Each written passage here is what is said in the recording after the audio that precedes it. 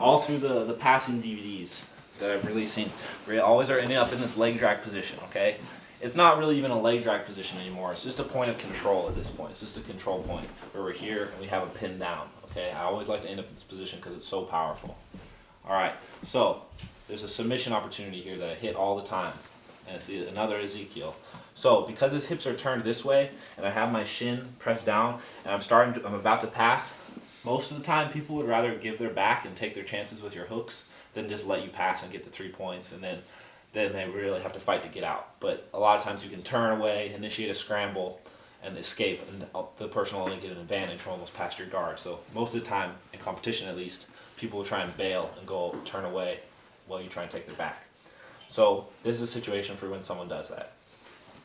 I'm going to pass. He starts to go and bail and turn away. Okay? Let's turn this way so you can see. I'm about to pass. He starts to bail and turn away.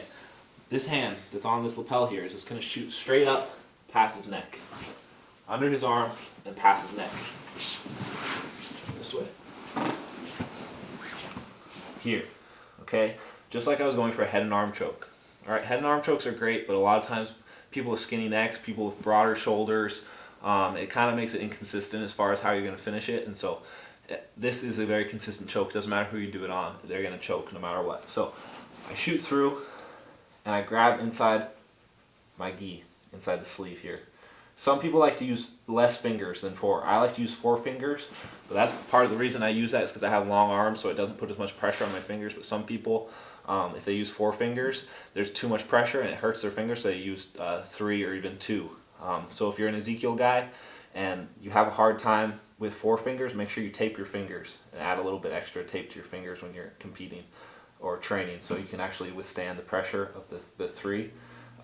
When I reach in 4, which is the way I like it, especially with these Kiko Hasagis, the way they make the sleeves are excellent for Ezekiel's.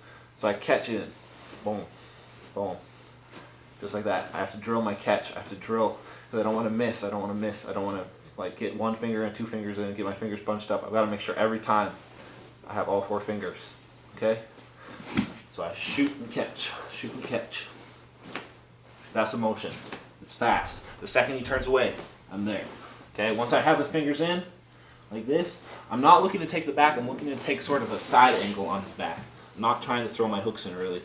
So I have this, I'm going to immediately start throwing the hand over the head, and I'm going to sit up.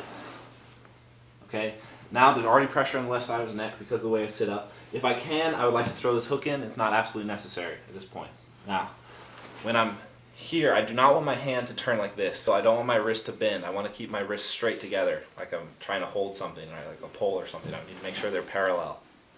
If I bend my wrist, it takes away from the pressure because now there's a flexibility in my wrist here, and all that flexibility is absorbing the force of the choke and taking it off of his neck, okay? So I want to make sure my wrist is sideways and I'm choking him with the blade of my wrist, okay?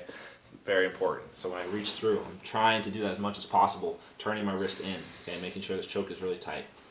Okay, I've cut the angle. Now this hand just comes straight down onto his neck, and I extend to finish.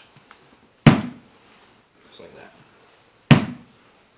Now even if he starts to reach up and defend or try and peel my hand off or whatever it is, it's not really a problem because even if I don't get my hand onto his neck, his shoulder is still choking on the other side if I pull him in tight enough.